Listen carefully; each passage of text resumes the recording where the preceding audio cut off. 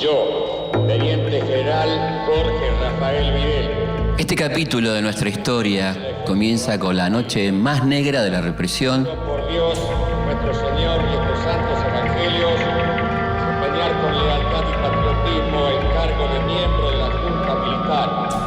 Y termina con una derrota militar que acelera el regreso definitivo de la democracia. Buenos Aires.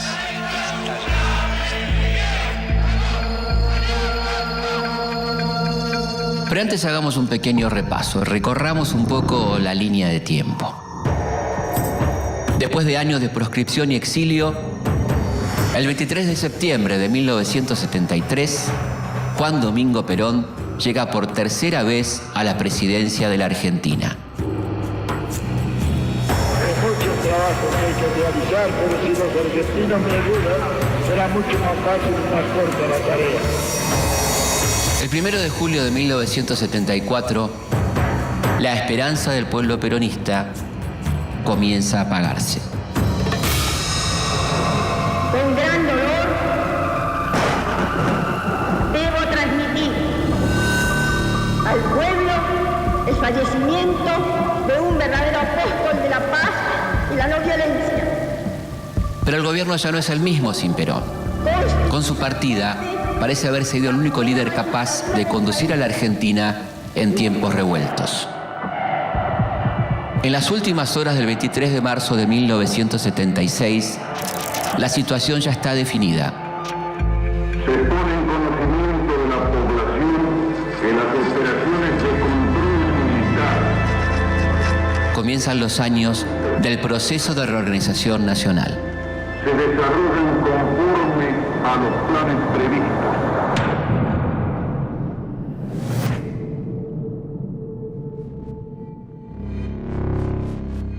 Comunicado número 1 de la Junta Militar. Comunica a la población que a partir de la fecha el país se encuentra bajo el control operacional de la Junta Militar. El 24 de marzo de 1976, un nuevo golpe cívico-militar asalta al poder. Pero esta vez es un golpe distinto a los anteriores. Se recomienda a todos los habitantes el estricto acatamiento a las disposiciones y directivas que emanen de autoridad militar, de seguridad o policial. Por primera vez, las tres Fuerzas Armadas, Ejército, Marina y Fuerza Aérea, van a actuar en conjunto, es decir, se van a repartir el poder y van a reprimir las tres por igual. Así como extremar el cuidado en evitar acciones y actitudes individuales o de grupo que puedan exigir la intervención drástica del personal en operación. Firmado Jorge Rafael Videla, Teniente General, Comandante General del Ejército.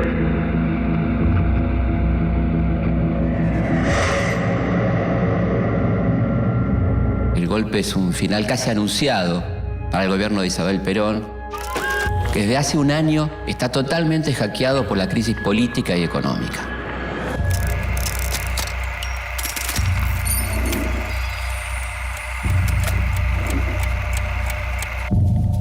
El golpe cuenta con la complicidad de varios sectores civiles, como la sociedad rural, grupos empresarios y financieros, el sector más conservador de la Iglesia Católica y, por supuesto, el apoyo de muchos medios de prensa.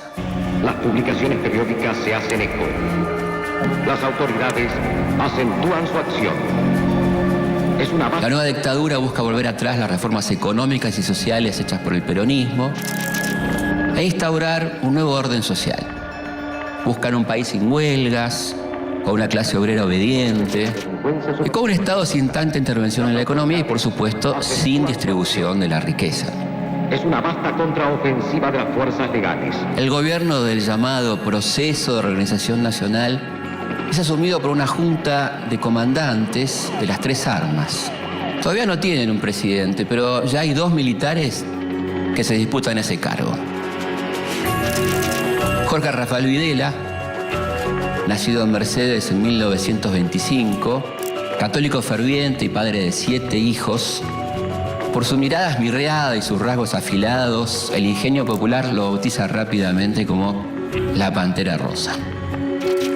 Videla, junto con Roberto Viola, pertenecen al llamado sector liberal de la dictadura, que supuestamente busca una salida democrática. A diferencia de Viola, Videla no tiene demasiado carisma ni ideas políticas propias. Por otro lado está Emilio Eduardo Macera, el negro Cero, como lo llaman por su nombre de guerra. Es el personaje más oscuro e intrigante de la dictadura. Es marino. Un arma, recordemos, rabiosamente antiperonista. Al igual que muchos oficiales, viajó a Panamá y a Washington para entrenarse en la guerra antisubversiva, donde adquirió conocimientos que puso en práctica de su principal centro de operaciones, el tristemente célebre casino de oficiales de la Escuela de Mecánica de la Armada. Prestará juramento como presidente de la Nación Argentina ante los integrantes de la Junta Militar. Yo, Teniente General Jorge Rafael Videla. El 29 de marzo de 1976, Videla es designado presidente provisional. Nuestro Señor y estos santos evangelios, desempeñar con lealtad y patriotismo el cargo de miembro de la Junta Militar. A partir de ese momento, Macera va a rivalizar permanentemente con él. Para 1976, las organizaciones guerrilleras están derrotadas militarmente. El operativo Independencia y el fracaso de la toma del batallón Domingo Viejo Bueno de Montechingolo fueron un golpe mortal para el ERP.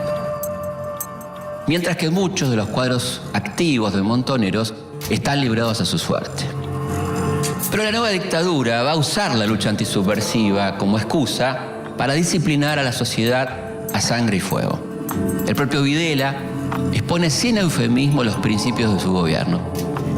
Fue menester continuar la lucha contra la subversión, con una concepción global de la misma y hasta su total aniquilamiento. Es por estos días que la palabra subversivo se extiende a todo aquel que no esté de acuerdo con la dictadura, como por ejemplo estudiantes, trabajadores, artistas, sindicalistas. Volvimos a sentirnos argentinos en un marco de seguridad. Si miramos a nuestro alrededor, vamos a darnos cuenta que muchas cosas han cambiado después de aquel 24 de marzo. La Junta llega a un nivel tan alto de censura que considera subversiva la matemática moderna y ordena el secuestro y quema de libros solo por tener en su título la palabra Cuba. Argentina recupera su histórico camino de libertad. Como por ejemplo el famoso manual de física La Cuba electrolítica o un ensayo sobre el cubismo. Las autoridades acentúan su acción. Es una vasta contraofensiva de las fuerzas legales.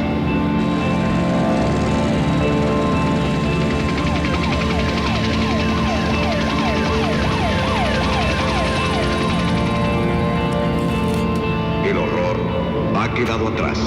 La sociedad argentina pasó una durísima prueba. Ha llegado el momento de ganar la paz.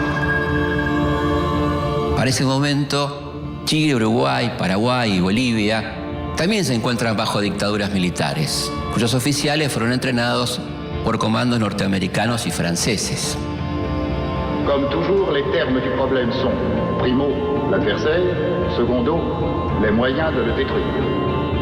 Este entrenamiento incluye la instalación de campos de concentración clandestinos, donde se secuestra y tortura a los detenidos.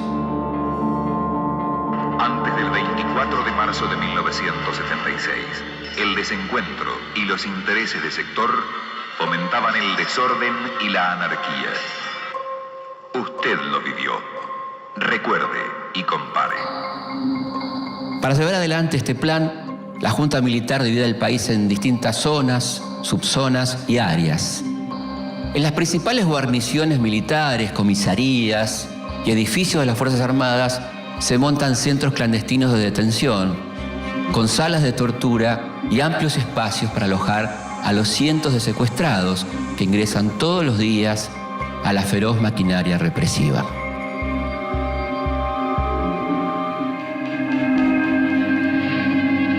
Para 1976 ya funcionan en Argentina más de 350 de estos centros. Los más activos son la Escuela de Mecánica de la Armada, el Vesubio, la Perla, la D2 de Córdoba y la Escuelita de Famaillá en la provincia de Tucumán. Las detenciones, mejor dicho, los secuestros, se hacen en forma absolutamente clandestina e ilegal.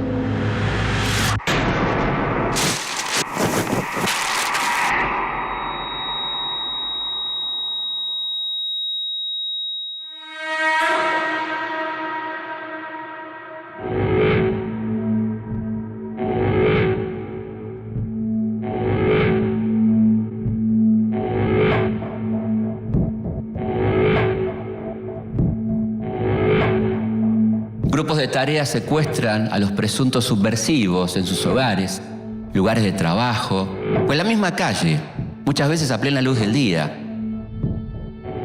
Antes de efectuar el operativo, los jefes de grupo piden zona liberada para no cruzarse con la policía u otras fuerzas de seguridad.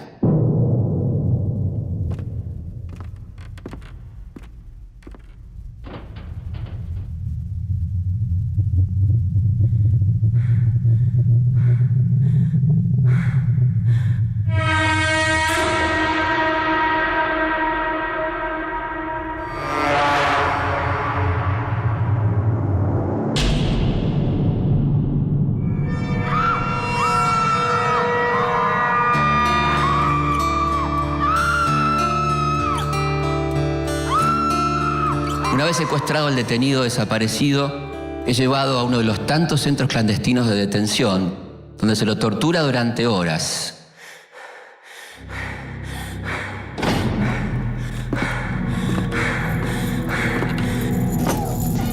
Si no te gusta que la gente esté contenta, si no te gusta ver feliz a los demás, tírate al río en la parte más profunda y después cuando te hundas, si quieres poder gritar. Si no te gusta que otros sonrisa de la voz te hace mal, tírate al río en la parte más profunda y después cuando te hundas, si quieres poder gritar.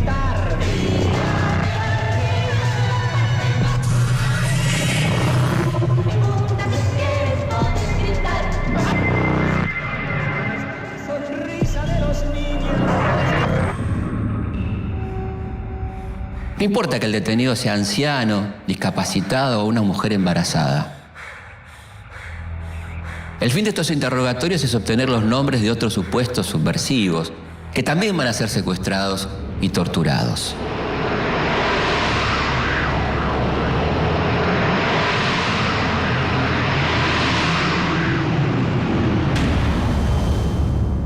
Mientras se dedica a torturar, matar y asesinar, la Junta Militar busca instalar el miedo y la desconfianza en la sociedad.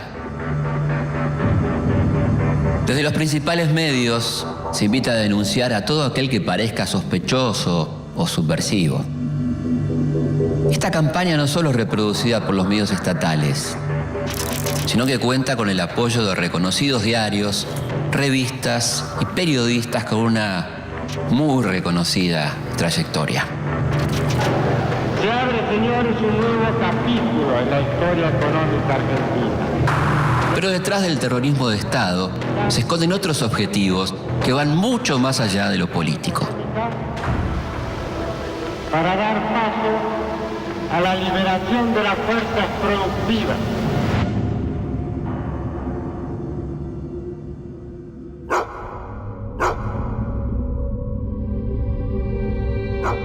Las Fuerzas Armadas inician el proceso de reorganización de la República. Y ya con la responsabilidad del poder político en sus manos, la ofensiva se torna más integral, más eficaz. A partir de marzo de 1976, la Junta Militar despliega un aparato de represión feroz. Y la Fuerza Aérea y la Armada, que ya conocían en carne propia las heridas de esta guerra impúdica, acentúan su participación militar y contribuyen con su heroísmo a la derrota del enemigo. El país está bajo un estricto estado de sitio. En las calles los secuestros y las detenciones se realizan a plena luz del día. Todas las reuniones públicas están prohibidas. La cultura atraviesa un periodo de oscuridad. Nuestros mejores actores, directores, músicos y escritores están censurados. Muchos se van al exilio y en algunos casos también son secuestrados y asesinados. Ni al cine se puede ir, ya que las buenas películas están totalmente mutiladas o directamente prohibidas. Y las salas están saturadas de comedias familiares que elogian el accionar de las Fuerzas Armadas. De las cosas del pasado, no todas han sido mejor. Por eso hay que tener en memoria y jamás regresar al dolor. La dictadura asalta el poder con la excusa de combatir la subversión. Pero detrás hay un plan económico muy claro. Comerciar con todos los países y proyectar nuestra singularidad como Estado soberano, sin desvirtuaciones extremistas o demagógicas. Desde antes del golpe, se viene reuniendo un grupo de economistas liberales que se hacen llamar el Grupo Perrot. ¿Pero quién es Perrot? Jaime Perrot es un abogado e intelectual que oficia como líder de este grupo que busca reestructurar la economía argentina. Uno de los miembros de este grupo es designado por Videla como nuevo ministro de Economía. José Alfredo Martínez de Hoz es un abogado y economista proveniente de una antigua familia tradicional. Su tío tatarabuelo fue traficante de esclavos, colaboró con los invasores ingleses y apoyó al virrey Cisneros durante la Revolución de Mayo. Su abuelo José Toribio fue el fundador de la Sociedad Rural. Joe, como le dicen sus amigos de la alta sociedad, es miembro del Safari Club Internacional. El día que Videla lo llama para asumir como ministro, Joe está cazando leones y elefantes en Kenia, en África. Para Martínez de Hoz hay dos grandes males que impiden el desarrollo del país. Una clase obrera demasiado demandante e indisciplinada, protegida por sindicatos con mucha influencia, y una industria nacional, según él, ineficiente y poco competitiva, que depende del mercado interno del subsidio estatal. Para Martínez de Hoz, hay que dejar a la economía argentina totalmente librada a los designios del mercado y el capital especulativo. Se ha definido un nuevo capítulo en la historia económica argentina. El nuevo ministro asume el 2 de abril de 1976 y ya de entrada pretende arrancar de raíz los últimos 30 años de modelo de desarrollo peronista. Con una inflación anual del 450%, suspende las paritarias, congela los salarios y elimina el control de precios, lo que es un verdadero desastre para el bolsillo de los trabajadores. También corta con el proteccionismo a la industria nacional y elimina las retenciones a las exportaciones agropecuarias, lo que por supuesto beneficia directamente a los sectores más poderosos del campo. Bajo el lema achicar el Estado es agrandar la nación, Martínez de Hoz comienza a desmantelar el sector público y para poner freno a la inflación comienza a tomar deuda y reduce la emisión monetaria.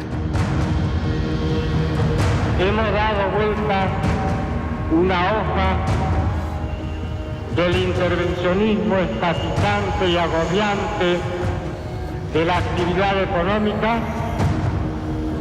para dar paso a la liberación de las fuerzas productivas. Las políticas brutales de Martínez de Hoz son solo posibles por el apoyo de Videla, que se siente personalmente identificado con su ministro. Un plan así solo puede ser impuesto por medio del terror. El plan económico no solo es impopular entre la gente común, sino que reaviva las internas dentro de las Fuerzas Armadas. El principal crítico en ese sector es el almirante Macera. Pero Macera no está solo. Con él está el ala dura del ejército, representado por Carlos Guillermo Suárez Mason y Luciano Benjamín Menéndez. Todos ellos dirigen los campos de concentración más crueles de la dictadura. Pero sin duda, el más temible de todos es la ESMA, comandado por Macera y dirigida por el vicealmirante Chamorro y el capitán Jorge Acosta, más conocido como el Tigre. En la ESMA se lleva a cabo una de las estrategias más siniestras del terrorismo de Estado. Los detenidos son cada vez más y la orden es que todos sean eliminados. Así como en otros siglos ha habido pestes que flagelaron al mundo durante mucho tiempo, así parece la humanidad de hoy asistir a una novedosa y alucinante epidemia, la voluntad de matar. Ocultar tantos cuerpos es imposible, por lo que se inventa el método del traslado. El método consiste en sedar al detenido, subirlo a un avión y arrojarlo al Río de la Plata.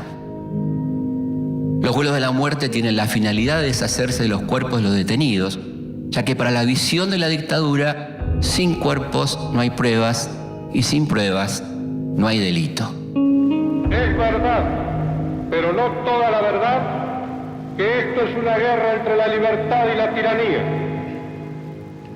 Lo cierto, lo absolutamente cierto, es que aquí y en todo el mundo, en estos momentos, luchan los que están a favor de la muerte y los que estamos a favor de la vida.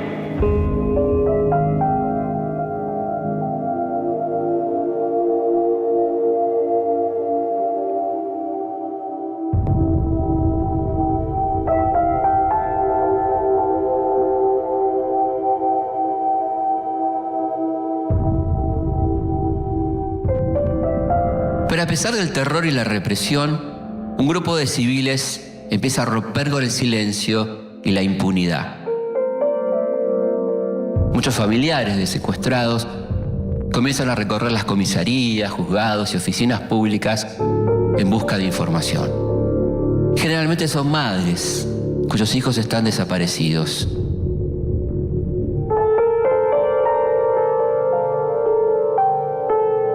Algunas no solo buscan a sus hijos. Existen muchos casos de mujeres desaparecidas que al momento de su secuestro estaban embarazadas.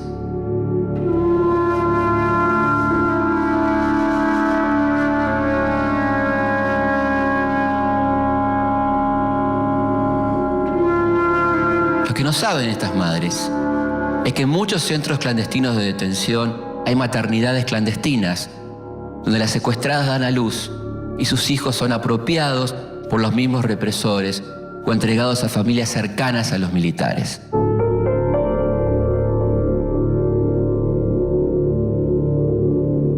Nosotros solamente queremos saber dónde están nuestros hijos, vivos o muertos. No sabemos si están enfermos, si tienen frío, si tienen hambre. Pronto la búsqueda individual se convierte en colectiva. Mi hija estaba embarazada de 5 meses cuando se la llevaron. Mi nieto tiene que haber nacido en agosto del año pasado. El 30 de abril de 1977, distintas madres de desaparecidos se encuentran espontáneamente en la Plaza de Mayo. ¿Qué pasa, señora? Queremos nuestros hijos, que nos digan dónde están, por lo menos. Mi hijo hoy hace 15 meses. ¿Dónde están los bebés? Queremos saber dónde están. No que los liberen. ¿Por qué no nos dicen a nosotros? Vamos, señores, circulando, por favor, vamos circulando. Como las reuniones están prohibidas, las madres comienzan a moverse en círculos alrededor de la pirámide, que así nacen las rondas de las madres de Plaza de Mayo. Yo le digo, si esas madres se hubieran preocupado por sus hijos de la misma forma que se preocupan hoy, no estarían lamentando la desaparición de sus hijos. El reclamo de los familiares de los desaparecidos comienza a inquietar a los militares, sobre todo porque comienzan a recibir la atención de periodistas extranjeros. Por eso les rogamos a ustedes, son nuestra última esperanza. Por favor, ayúdennos, por favor. Son nuestra última esperanza. El gobierno dice que ustedes son mentirosas. ¿Nosotros somos mentirosas? ¿Qué? ¿Estamos mintiendo de que los hijos desaparecieron? Está todo comprobado. En el Palacio de Justicia están todos los testimonios. Tal es el caso del diario Buenos Aires Herald, el diario de la comunidad británica argentina. El Herald es uno de los pocos medios que toca el tema de los desaparecidos. El estar escrito en inglés y contar con la protección de la embajada británica le da cierta inmunidad. En la Argentina de Videla, la verdad solo puede leerse en otro idioma. Pero mientras sea desaparecido, no puede tener ningún tratamiento especial. Es un incógnito, es un desaparecido. No tiene entidad, no está. Ni muerto ni vivo, está desaparecido. Y así, mientras las madres inician su camino de lucha desde el interior de la ESMA, comienza a planearse una operación secreta que va a ser un duro golpe para este grupo que recién comienza a organizarse.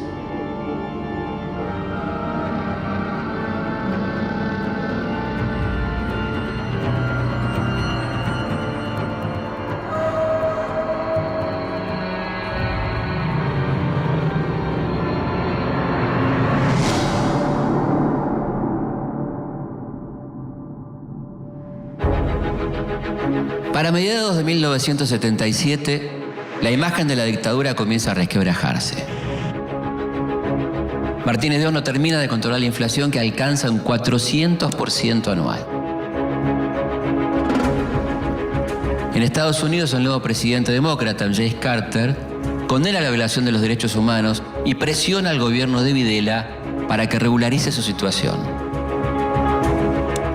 Por otro lado, el movimiento por los derechos humanos, y en especial las madres, comienza a generar atención en todo el mundo. A esto se suman las denuncias que hacen los cientos de argentinos exiliados.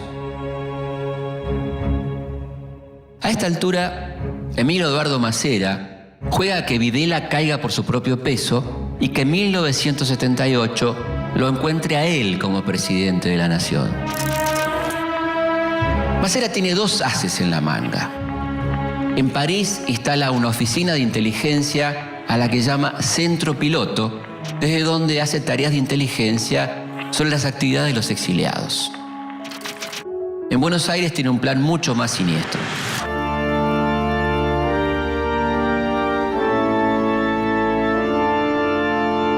Un joven oficial de la Armada es elegido para infiltrarse en las rondas de las madres de Plaza de Mayo. El infiltrado va a actuar con una identidad falsa. Gustavo Niño se presenta ante las madres de Plaza de Mayo como el hermano de un desaparecido. Durante varias semanas las acompaña a sus actividades hasta ganarse su confianza. Mientras tanto, en noviembre de 1977, llega al país el secretario de Estado norteamericano, Cyrus Vance. Las madres logran acercarse a él y le entregan una lista con el nombre de más de 150 desaparecidos. Por esos días, el grupo de familiares comienza a juntar el dinero para pagar una página entera en el diario de la Nación que acepta publicar una solicitada con el nombre de todos los detenidos desaparecidos. La publicación de la solicitada está planeada para el 10 de diciembre, que es el Día Internacional de los Derechos Humanos. Hasta ese entonces, los familiares se reúnen en secreto en la iglesia de la Santa Cruz, en el barrio de San Cristóbal. 2 días antes de la publicación de la solicitada, un grupo de policías de civil intercepta a 9 personas que salen de la iglesia. Las 9 personas habían sido marcadas previamente por Gustavo Niño. ¿Cómo las marca? Con un beso. El beso de Judas. El 10 de diciembre, mientras va a comprar el diario para ver la solicitada, Azucena Villaflor, una de las fundadoras de Madres de Plaza de Mayo, que habían forjado una relación de amistad con Gustavo Niño, es secuestrada en plena calle. La infiltración de Gustavo Niño produce un total de 12 secuestros que son enviados a la ESMA, donde son torturados y más tarde arrojados vivos al Río de la Plata. Gustavo Niño no es otro que el teniente Alfredo Ignacio Astiz, alias El Cuervo, Ángel o Rubio. Astiz es un marino de alma, entrenado en los Estados Unidos en la lucha antisubversiva, integra el grupo operativo permanente de la ESMA. Astiz generalmente es asignado a los operativos de secuestro, la mayoría de las veces de mujeres indefensas, como la estudiante sueca Dagmar Hagelin o las monjas francesas. Pero esta no va a ser la única actuación deshonrosa del teniente Astiz. Todavía le resta protagonizar uno de sus actos más cobardes.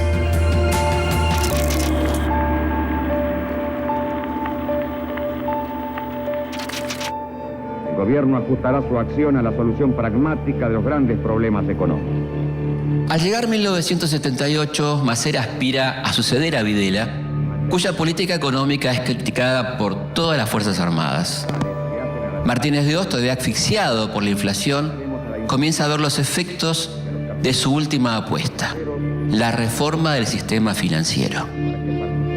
Esta ley libera las tasas de interés y permite la salida en masa de capitales al exterior, hace que comiencen a aparecer nuevos bancos y financieras cuyos depósitos están garantizados por el Estado Nacional. Brindaremos a la iniciativa privada y a los capitales nacionales extranjeros todas las condiciones necesarias para que participen con su máximo potencial y fuerza creativa en la explotación racional de los recursos. Y mientras la burbuja financiera se expande, la Junta busca limpiar su imagen ante el mundo. Para eso lanza su maniobra de propaganda más efectiva hasta el momento, el Mundial 78. En cuestión de meses, el gobierno construye estadios, hoteles y complejos deportivos que endeudan al Estado y enriquecen a los contratistas, por supuesto, asociados con los militares.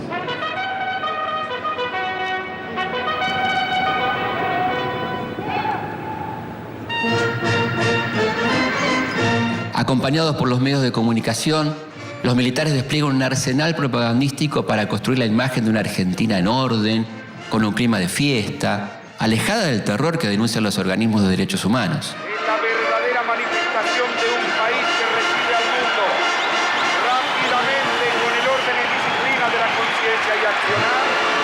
Una palabra se dibuja en el campo de juego. Argentina 78. Con el triunfo de la selección, los argentinos vuelven a las calles. El grito de Argentina y el flamear de millones de banderas nos sirvió para descubrir que éramos y somos uno. La dictadura utiliza la alegría deportiva a su favor y exhibe las manifestaciones como señales de apoyo a su gobierno. Mundial 78. Una muestra de lo que los argentinos somos capaces de hacer. Argentina. Voluntad de los argentinos.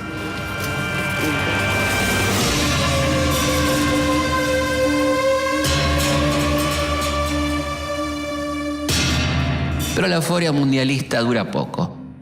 Después del Mundial, las internas del gobierno vuelven al centro de la escena. En 1978, Videla es ratificado como presidente y Masera es desplazado de la Junta. Ingresa el general Roberto Viola, que a diferencia de Masera, comparte plenamente el proyecto económico de Videla y que además busca una pronta salida política para la dictadura. Argentinos, hemos sido capaces de vencer a la insidia y al escepticismo. Seamos ahora también capaces, con la ayuda de Dios, de impulsar a la nación en pos de sus objetivos permanentes.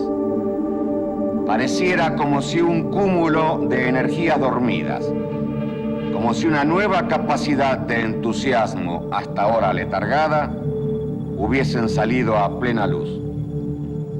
Y ello es así porque tanta alegría, tanto entusiasmo generosamente expresados no son un fruto casual.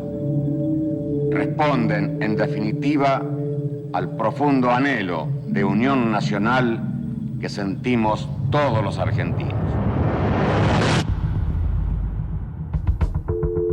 Una vez pasado el efecto mundial, Martínez de Hoz pone en marcha su nuevo plan maestro, la tablita. Lo que hace básicamente la tablita es fijar la cotización del dólar mediante una serie de devaluaciones programadas. Al mismo tiempo se reducen los aranceles a las importaciones y se abre de manera irrestricta el ingreso de capital extranjero.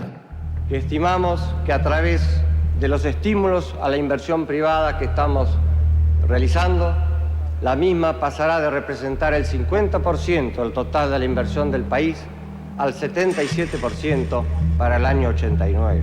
La tablita debuta con el pie izquierdo, pero en 1979 llegan al país 4.600 millones de dólares. Los extranjeros no vienen a invertir en fábricas, vienen a hacerlo en el sistema financiero. Comienza así un mecanismo perverso que va a hacer un daño terrible a la economía argentina, la famosa bicicleta financiera. Los capitales llegan al país, acumulan intereses en cientos de bancos y financieras que se abrieron en esos meses y vuelven a fugarse al exterior. Sin embargo, el precio del dólar genera un amplio consenso en la clase media que se dedica a comprar productos importados.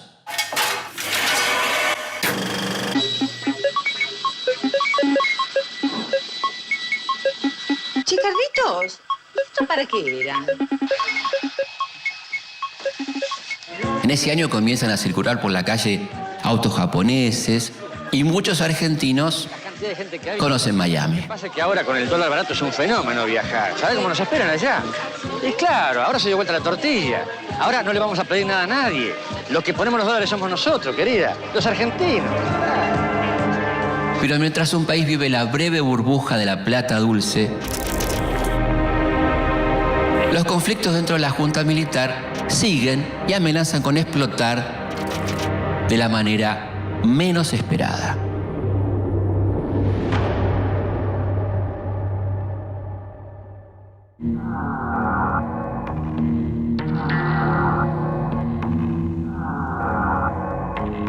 Para 1979, el gobierno militar todavía goza de los efectos de la burbuja financiera y del dólar barato.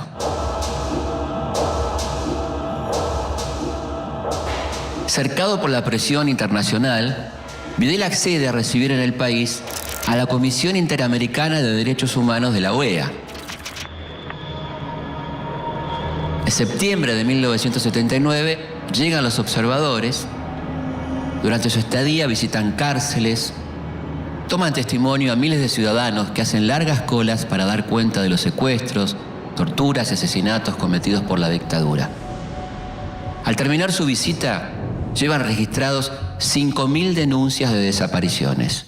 Ahí estaría incurriendo el gobierno en un acto de omisión y estaría violando los derechos de esas personas al no ejercer las facultades que tiene según la Constitución y las leyes de la República. El informe es demoledor. Para combatir su efecto, durante los festejos por el triunfo del equipo argentino en el Mundial Juvenil de Japón, la Junta reparte miles de calcomanías con el lema «Los argentinos somos derechos y humanos».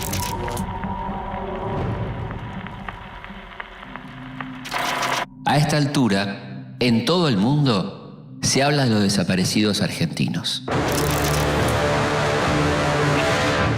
Los años que van de 1979 a 1982 son de una gran intensidad. La Argentina sostiene el principio indeclinable de la división bioceánica. Para desviar el tema de los desaparecidos, el gobierno vive un viejo conflicto limítrofe que casi nos lleva a una guerra con Chile. La Argentina en el Atlántico y Chile en el Pacífico. Que se soluciona a último momento gracias a la intervención del Papa.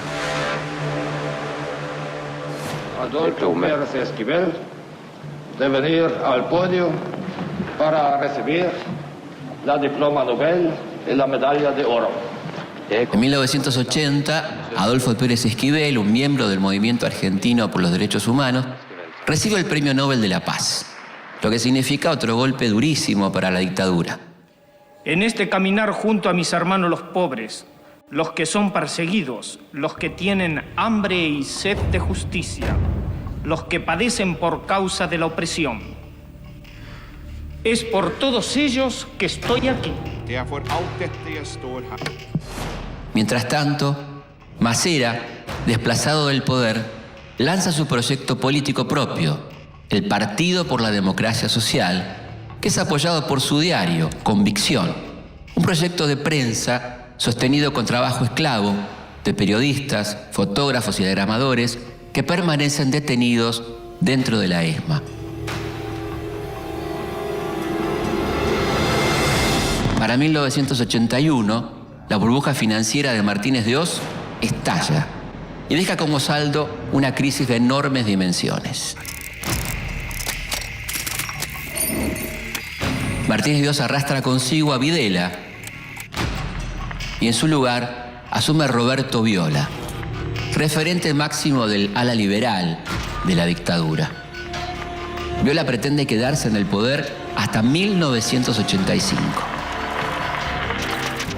Pero tiene que hacerse cargo de una crisis económica descomunal. Doctor Sigó, otras críticas señalan de que el problema de la devaluación va a traer un aumento considerable en los precios, ¿o no?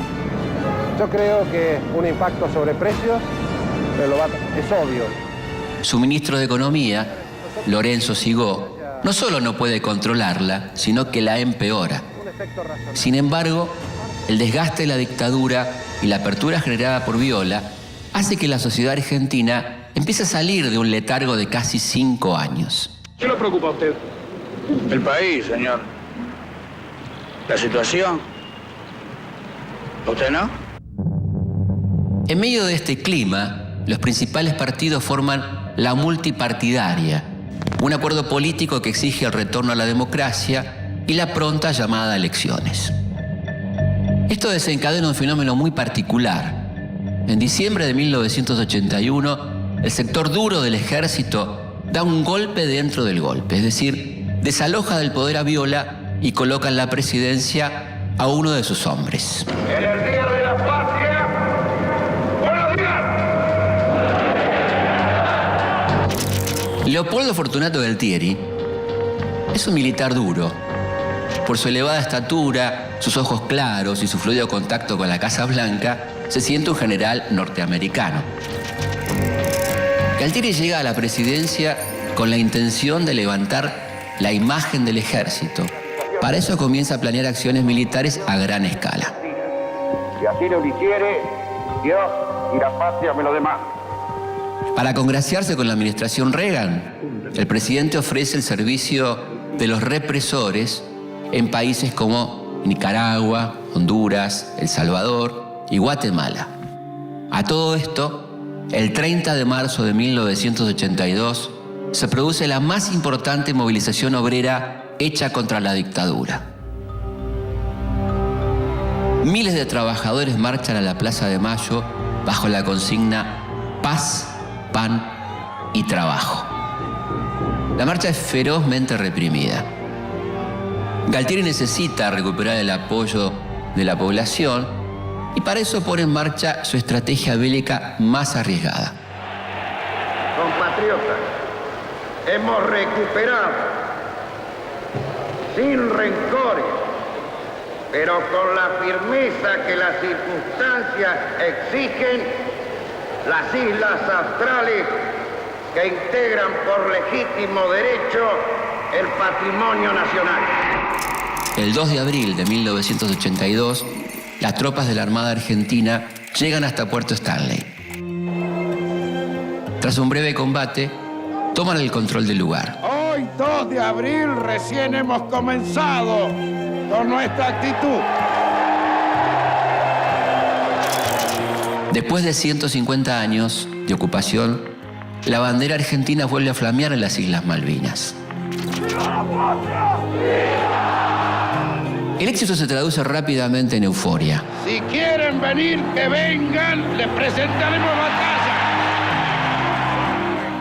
Las Malvinas tienen un lugar especial en el imaginario popular. Hasta los sectores más críticos con la dictadura apoyan la recuperación de las islas. Esta manifestación de sentimiento y alegría. Galtieri pretende usar la adhesión a su favor y presentarse como el próximo candidato a presidente en futuras elecciones. De lamentable claudicación. Gracias, señores. Pero mientras en la Argentina se festeja, el gobierno conservador de Margaret Thatcher moviliza la expedición militar más grande desde la Segunda Guerra Mundial. Thatcher cuenta con el apoyo de Ronald Reagan, el nuevo presidente norteamericano, y supuesto aliado de Galtieri. Reagan dijo luego a los periodistas que su gobierno pretende hallar un curso equidistante de sus dos aliados, tratando de ser un mediador honesto, según afirmó.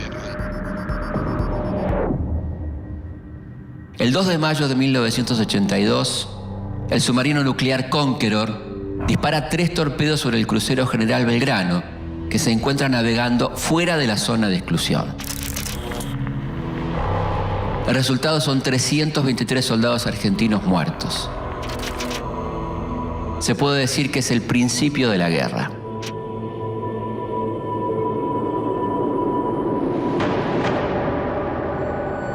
Pronto la superioridad bélica y la experiencia de combate de los británicos comienza a hacer estragos en la tropa argentina, que a pesar de su poco entrenamiento y su inferioridad de recursos defiende sus posiciones con un valor que sorprende a sus propios enemigos. Al igual que durante el Mundial de Fútbol, el sentimiento nacional vuelve a ser manipulado.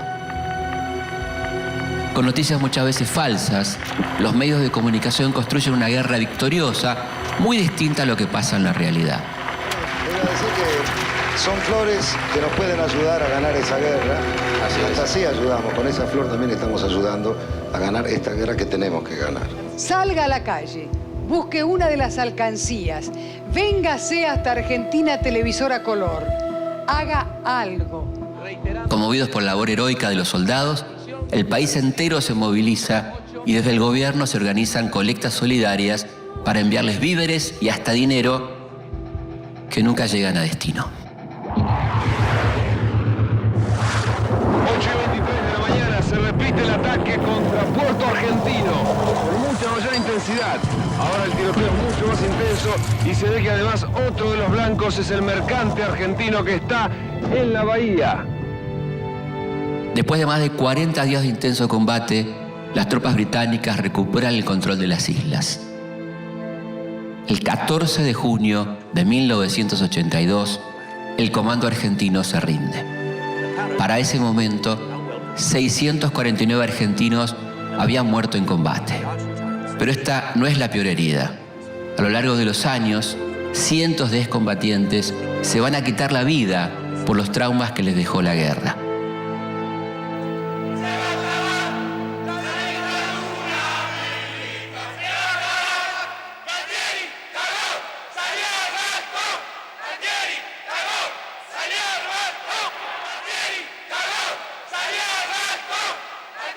La derrota obliga a Galtieri a dejar su cargo y en su lugar asume como presidente Reinaldo Vignone. Vignone no cuenta con el apoyo de la Fuerza Aérea ni de la Armada, al punto tal que ambas fuerzas abandonan la Junta Militar. Por esos días Vignone designa al frente del Banco Central a un joven economista cordobés. Se trata de Domingo Felipe Cavallo. Una de sus primeras medidas es nacionalizar las deudas de las grandes empresas privadas. El apoyo popular conseguido al comienzo de la guerra se evapora rápidamente. En las calles se puede palpar el cambio de clima. El 16 de diciembre de 1982, casi 100.000 personas asisten a la Marcha por la Democracia convocada por la multipartidaria. La respuesta del gobierno es la represión. Pero hay una realidad que Vignone no puede ignorar. Es así que en los últimos días de 1982 anuncia el llamado a elecciones. La fecha elegida para los comicios es el 30 de octubre del año siguiente. Después de 7 años de represión y silencio, la política vuelve a las calles. Los militares aprovechan la situación para intentar su última jugada. En los primeros meses de 1983, Vignone decreta la destrucción de todos los archivos que existen sobre el secuestro, la tortura y la desaparición de personas.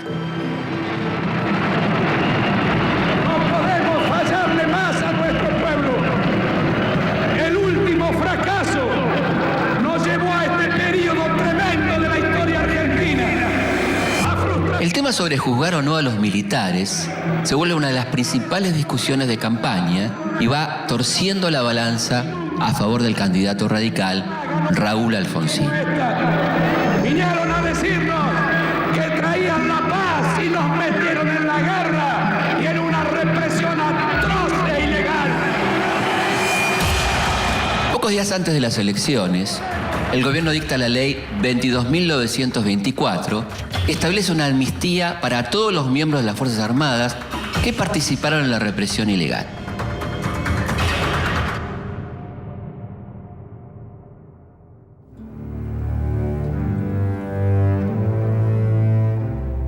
A pesar de este intento por mantener la impunidad, el camino a la recuperación de la democracia ya está iniciado. En 1983, los argentinos vuelven a votar. El país ya tiene un nuevo gobierno democrático. Pero 7 años de dictadura dejaron heridas permanentes. Queremos todos, no los queremos a uno, a mi hijo, yo quiero a todos los hijos de todas las mujeres. ¿Cuántos son ustedes? Miles de mujeres, Miles en todo el país, miles. 30.000 desaparecidos, 700 muertos en Malvinas, la industria nacional herida de muerte, la riqueza cada vez más concentrada y una deuda externa multiplicada por 6. Queremos saber dónde están. Nos han quitado lo más preciado que puede tener una madre, o su hijo. Angustia porque no sabemos si están enfermos, si tienen frío, si tienen hambre. No sabemos nada. Y desesperación, Señor, porque ya no sabemos a quién recurrir. Es por eso que podemos decir que los años de la dictadura fueron la noche más negra de nuestra historia. Muchas de sus consecuencias las vamos a terminar de ver 25 años después.